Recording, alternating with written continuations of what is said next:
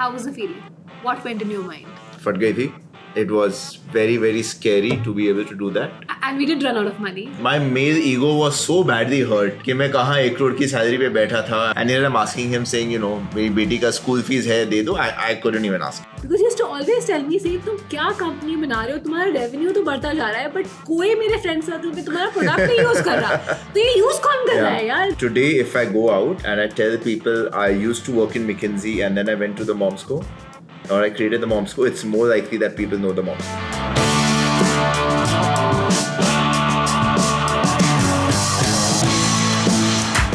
Hi, welcome to Unscripted with Mohit and Malika. We're the founders of the Moms Company, and today we're doing an interesting bit. We're actually taking you through some of the highlights and struggles of the last few years, starting from me quitting what was then a very high-paying job, kitni fati, going from there to creating the brand that no one has known, no one had known, and then going into how we actually built the brand and what we faced through that. So enjoy. Mohit, Malika. you had two fancy jobs. The first one you left to get into the world of startups.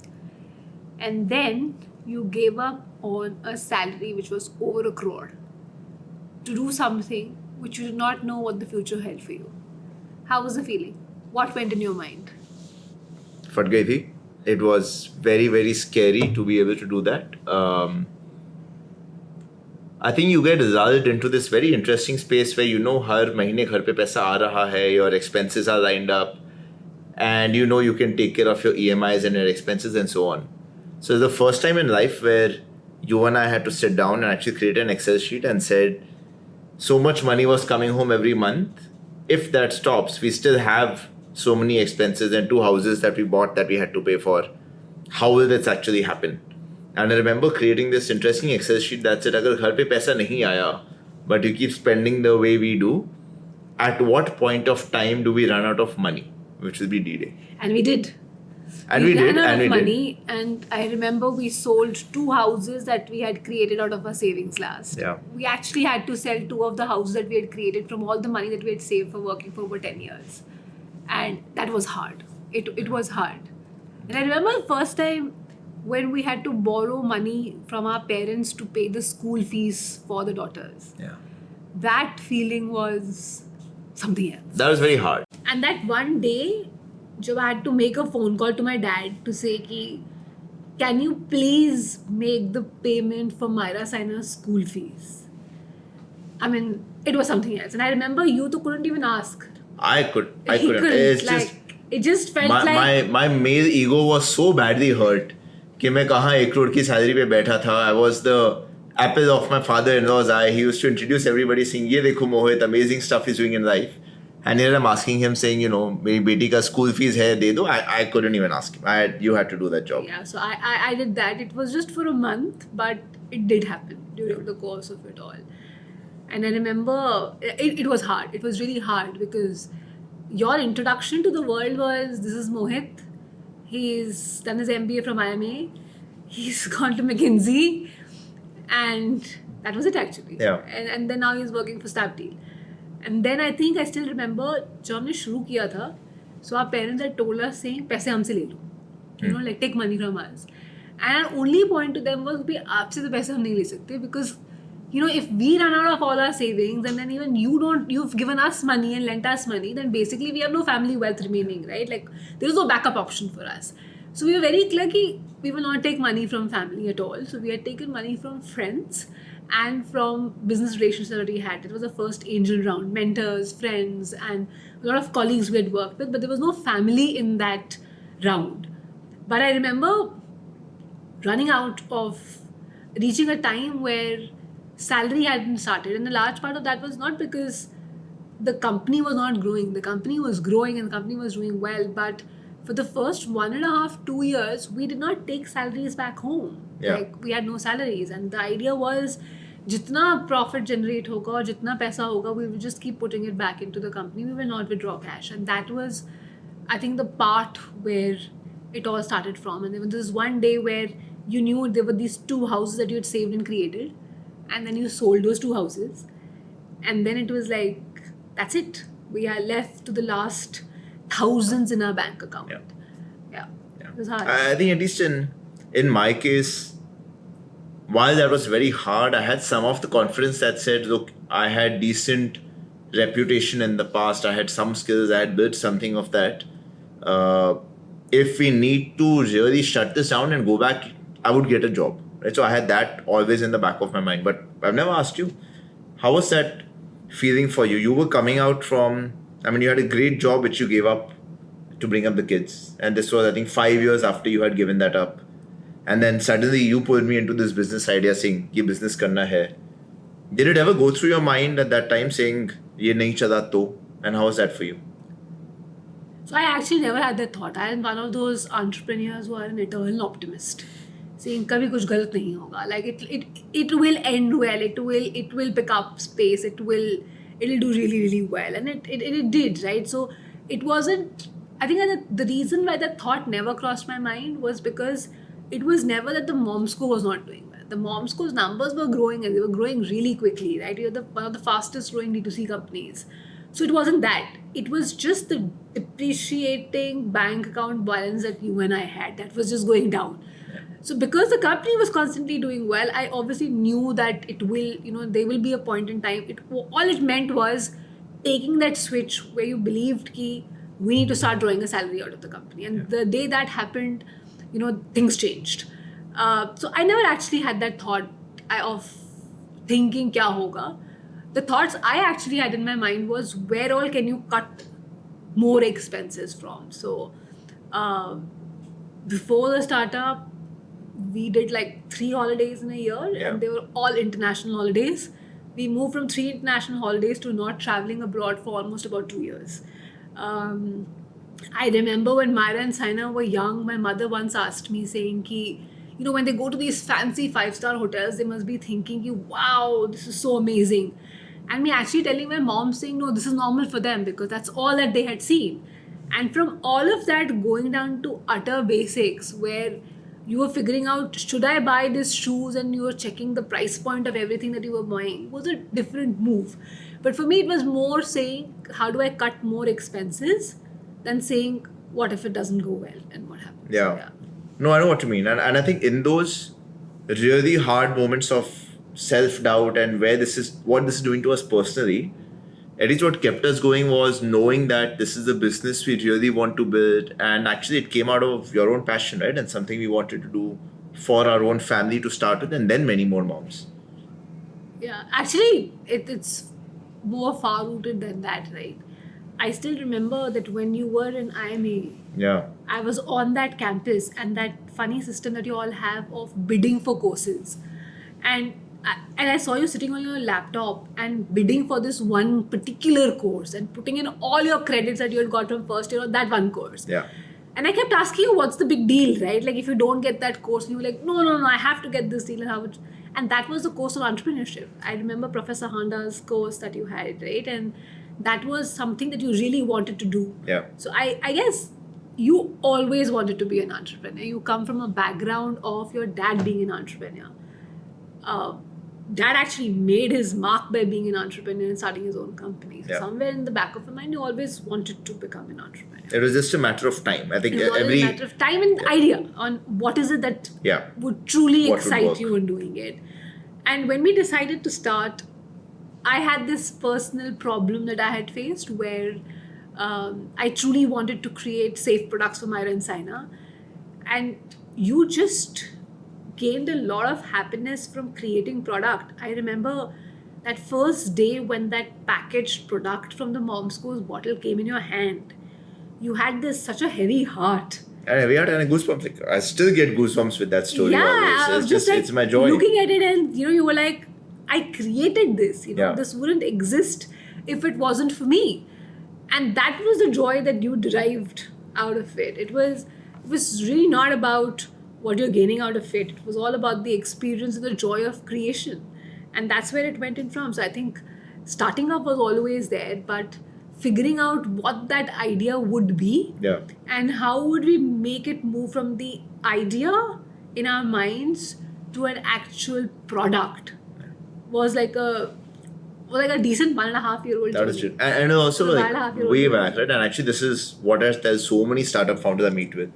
The biggest decision you will make in life is where to play, right? If you look at the airline industry as an example, every business is doomed to fail at some point of time. It's just a matter of time. Very few guys actually make money. But by default, that industry is bad. FMCG, consumer goods, personal care, most businesses succeed to varying degrees of success because it's just an industry that has a certain business profile that helps it work, right? So the biggest decision we had was what to do, like you're saying. I got comfort from the fact that this was something that you were very passionate about and you wanted to solve it. And from a data business lens, it made sense to build a brand, right? Suddenly what was happening was social media was back in 2015-16 new, but people were discovering brands on social media. E-commerce was new a little bit, like 3-4 years old, but people were starting to really buy day-to-day stuff. It was moving from, those days when I would buy a big TV, a big mobile phone only on electronics, right? And those were the big ones. And then it moved to, okay, I'll buy clothes, I will buy personal care products. It was a time things when... were moving. It was a time when people got comfortable in putting in their credit card details to purchase something online. I think the fear of making a purchase online, the fear of trusting a new company was massively reduced. And I think that was a large part of why we could do what we did as well, right? But I still remember, it was very initial days. We got a celebrity who was pregnant and we used to send gifts.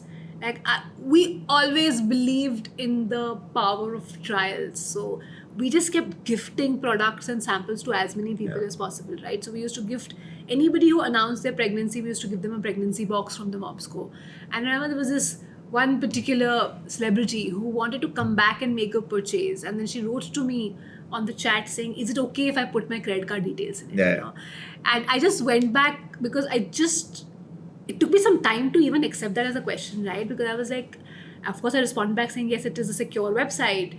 But the fact that these questions actually existed for online businesses and it was slowly coming down and people were becoming more and more okay and savvy with shopping online was a great space to be in, right? And which is where we decided and said that yes, because people are getting more and more savvy in putting their details online, maybe creating D2C businesses at that point of time made real sense. We were one of the initial few D2C companies in the country. I remember walking into investor meetings and they said, what are you doing? And I said, D2C. What is D2C?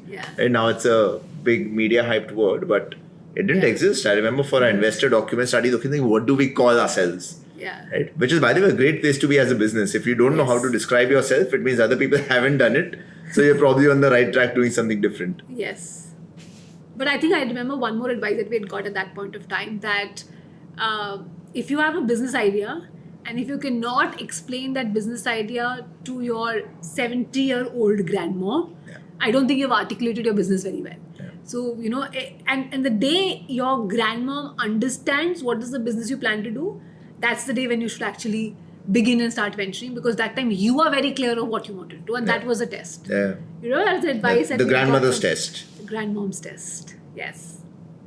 I still remember that one day when, it was early morning, and actually early wintry morning, when we got up and we were like, this is it. We will create FMCG products. And I remember asking you, saying that, are you sure we're going to be competing against the big giants? And you were like, yes, let's just do it. Let's just move. And that's when we had to start with the journey of saying, what does it mean to create a product? What does it mean to create a brand? How do we go ahead and figure out what it would stand for? What would be the mission statement, the vision statement of the company? What would be the culture of the company? What would be the product proposition that we want to give? And of course, all the 4 Ps, and what will be the pricing, product, strategy, proposition, everything. But I still remember we got the idea, and the first thing we did was validate the idea with everyone around. So we basically got an agency on board, got random customers, did consumer tests. I went for possibly half of them, you went for the other half. And we met people in person to figure out exactly what their pain point was and what we wanted to create. How does that product that we are looking to create fits in their life, and does it actually create a difference in them? Do they really care? Yeah. Because if the consumer doesn't care for the product, there is no way the company can actually grow. So the first task was to figure out saying, ye mera idea hai, but does the consumer really care about it? And the day we got that answer saying yes, the consumer cares for it, that's when we started the journey of hiring an agency. We got an agency really early on. Yeah. And a large part of our first angel funding actually went in brand building. We just got an agency, said this is the idea, this is what we want to do, and please create the whole brand world for us. And that's when they did all of that, from packaging to creating the entire logo, look, feel, brand name, everything got decided by them. And that's when we decided to then, while all of this was happening in parallel, we were also looking to create our own products. What did it mean for a product to be considered safe? What was our differentiating proposition in creating the MomsCo's products? Which category would we go for? We decided to go for a category in pregnancy. Nobody had done that in India, right? Like it was a very bold decision and a bold choice to take at that point of time. But I think something that I think it was great that we did. And it wasn't an idea that came to us naturally. It actually came from the mentors. Yeah. I remember getting Shripad on board, and Shripad from his own experience said that you're looking to gain a mother's trust for their baby who's just born. It's a huge ask from a brand for the consumer. What is the comfort that you as a brand are giving to that mother, that she should trust you for her day zero baby? And that was a question which, the answer to that question actually led us to create pregnancy as a range first, introduce the mother to the brand beforehand, and let her gain confidence on the brand through her journey of pregnancy before she got us to use for her baby products. Actually, as I think about it, it was really interesting, right? Because we knew we were entering a segment where building trust is extremely hard, right? Why should someone trust your product? And the advice from Shripad and the other mentors forced us to answer the really hard questions up front, saying, why should they trust you? So the reason to get an agency on board for us was building trust is so hard. The brand name is super important, get that right. The packaging, look and feel and colors is actually very important. Don't mess around with it, get that right. And so interestingly, I think the most important use of money at that time, of the limited money at that time, got decided because people around us asked us the hard question and forced us to think about it. If that hadn't happened, I don't think we would have lasted very long, right, on reflection, because let's say we come up with colors that just don't work in the segment or a brand name that doesn't work. I don't know if the story would have panned out the same. Yeah. And I also think the other thing that was really important and helped was the fact that we were very new to this. Yeah, actually. We had zero background to what we were doing, right? Yeah. So we were open to every piece of advice and every piece of feedback that we got, because we thought, we're not from this field, I haven't done it before. So everyone who gave us feedback, we welcomed the feedback with open hands and we acted upon that feedback, right? I actually, through our interactions now that we're doing a lot of investments, I come across founders who are not open to feedback. And for me, it's a big red signal, because, if the founder makes his world so small, believing that this is exactly what I want to do because I believe in it, not really thinking that the consumer might want something different or the world may be changing, that's not a very great sign, because it is the responsibility of the founder to not create the product they think is the best, but to create a product that will truly create impact and create a difference in the life of the consumer. Yeah. Right? The end user has to like the product, not the one who's creating it, right? And the fact that we came from a completely different background also helped us a lot. Like I remember when the packaging and the product came out, everyone came back, and the one piece of feedback we got from everybody was that this looks it looks like it's a world-class product. It looks like an international brand. It looks just beautiful. The feeling of it is, the cues of the packaging kind of, sort of inspired people to believe it, to trust in the product, right? There was a lot that went into creating that branding and that packaging. Yeah.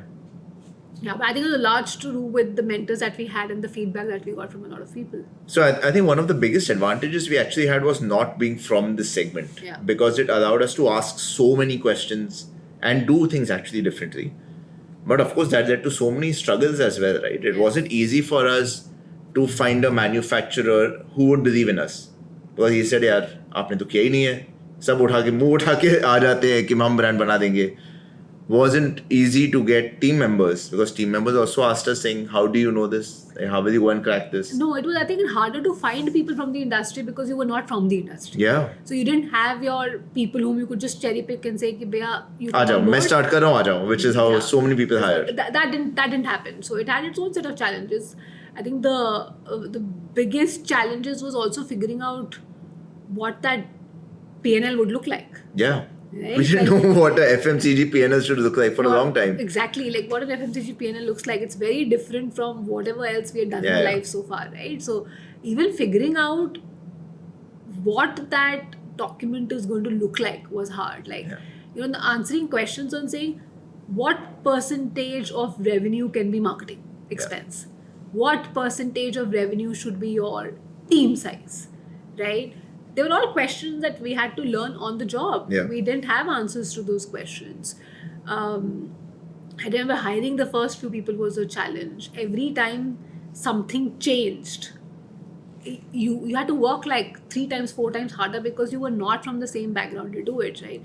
But on a brighter note, of course, you faced challenges, but you succeeded also because you were very open to learning. Yeah. You wanted to really make it work. And then what you did was, we kept getting mentors at every different stage of our lives. And we were very open to getting trained as entrepreneurs, right? We knew exactly what we knew and we knew what we did not know. And we kept learning. And as we kept learning, we knew that, okay, this part of it, I don't need an external help for right now. So I will just make the machinery work faster on it because I'm confident to take decisions here. But this is where I would still need external validation from a perspective. That's a little bit of skill, knowing where you need help. Yeah. And actually, over time, it became a lot about ego as well, right? Because, we were lucky and we did things well. So MomsCo started picking up speed. We started getting PR. So you're in this external world. It's interesting, right? MomsCo is everywhere. You're creating a new brand. You're doing amazing stuff. And then you come to your team and you say, shit, mujhe ye nahi aata, mujhe ye nahi aata. Right? And you have to balance that ego of saying, yes, people are talking about us, but this is only here because we are hungry, we are learning, and we have to continue that speed and in fact increase that speed of learning, keeping all of our ego and learning aside, saying, mujhe nahi aata, mujhe sikhao. And you have to keep going out into the market and meeting people with that mindset. It's a very interesting balance to maintain. It's very interesting you say that because I never thought I got any part of ego while building. No, I had to struggle with that for a while. No, I never had that challenge at all. I think for me it was another baby I was raising, and I was very okay accepting that as raising children doesn't come with a manual, neither does this. For me there was no manual to this, and I said I will create my own version of manual while on the job. Yeah. Right. So I was very okay telling and accepting space. I don't know this, and in fact the mode that I used with most of the people was, I don't know this, but give me a week, I'll come back to you, or give me 2 days, I'll come back to you, depending on how soon the decision had to be taken. And I took those 2 days to actually reach out to everyone I was connected with to figure out what is it that you're doing, right? Like, it might sound very, very basic, but even creating a leave policy or a reimbursement policy is something you have to take a decision on, right? Like, how much is okay, how much is not okay, and every stage of company the answer would be very different, right? So you have to figure out your own version of answer. And I was always open to just picking up a phone saying, aap kya karte ho batao? I never hesitated from seeking external help because for me it was never about how much I knew. Yeah. It was always about what I was building. Right? We did get a lot of PR, we got a lot of public love, we got a lot of it, right? Like the brand grew very significantly and very, very fast. So I think so I never had this feeling saying that, am I the right person to be running the ship? Or, now that I am so big or the company is so big, So actually it's interesting because the company became bigger. I didn't become big along with the company. I was still that same person who packed boxes on day one when they had to be packed. So my throughout the time of building, my attitude was, if anybody needs any help anywhere, no matter what that vertical is, I will just roll up my sleeves and do it with you. So whether it meant creating an Excel sheet for the operations or figuring out a policy with the HR, I was okay doing all of it. And the only way I did that was speaking to people, because I just thought it was just faster to do it. Like, once you've got the time and all. So yeah, that's actually a very different experience. I remember when you left your job. Yeah. And you said, we're going to create an FMCG company and sell these. My father asked you a question. He said, "Tu sabun bechega?" And you were like, "Sabun or shampoo bhi bechunga." I still remember that dialogue in the conversation. And so for them, it was saying that, कैसे लोग हैं, क्या company चला रहे हैं, जो साबुन और शैम्पू बेच रहे हैं, correct? And from this is after leaving your 1 crore plus salary that you had, right? And there came a moment where one fine day, I remember Papa went out and he was playing his golf and someone said that, मिट्टी है ना, उसके बच्चा भी born हुआ and MomsCo के products मुझे मिले वहाँ पे. And my father said, अच्छा, वो use कर रही है? And then I remember he immediately called me after his golf finish and he's like, "Malika, this uncle's daughter is using your product." So I was like this. And I think that for them was that moment saying कि अच्छा किसी ने product try किया. Yeah.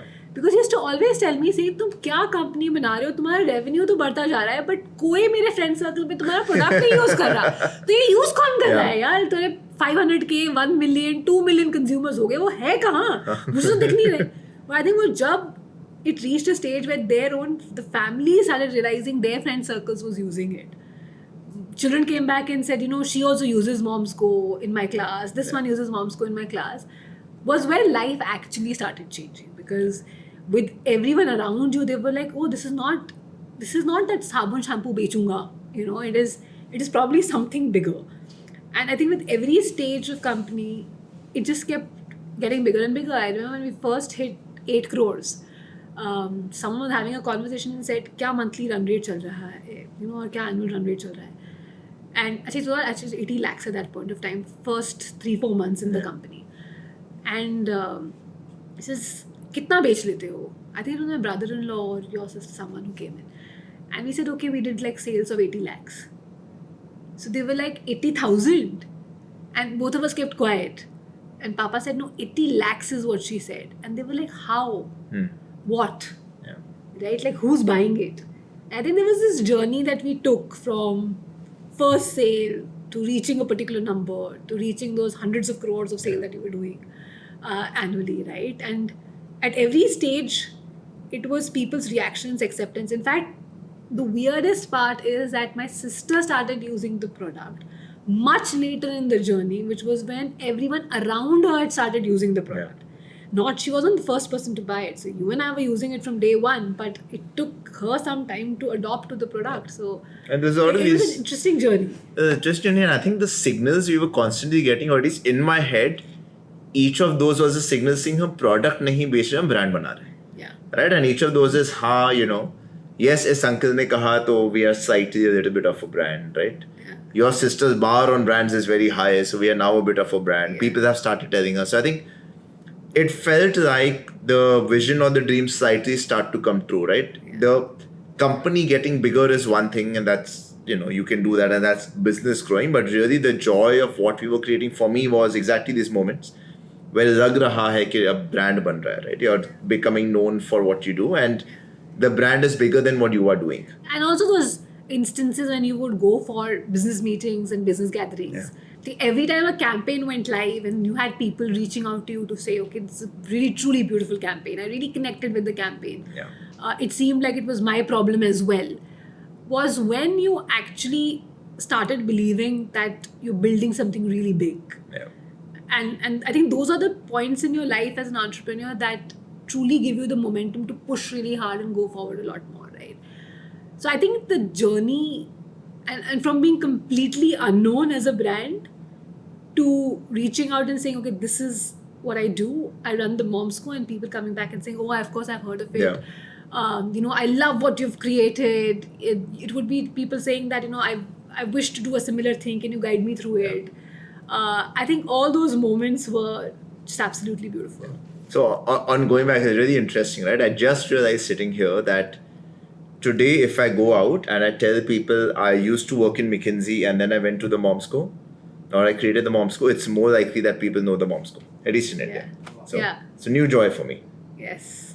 I really hope you enjoyed the conversation. If there's anything you would like us to cover and talk about or know about what we did while we were building the MomsCo, please leave it in the comment section. We'll be very happy to take it up in our next section. And if you really liked the video, please don't forget to share, like, and subscribe to it. Cool. Sweet.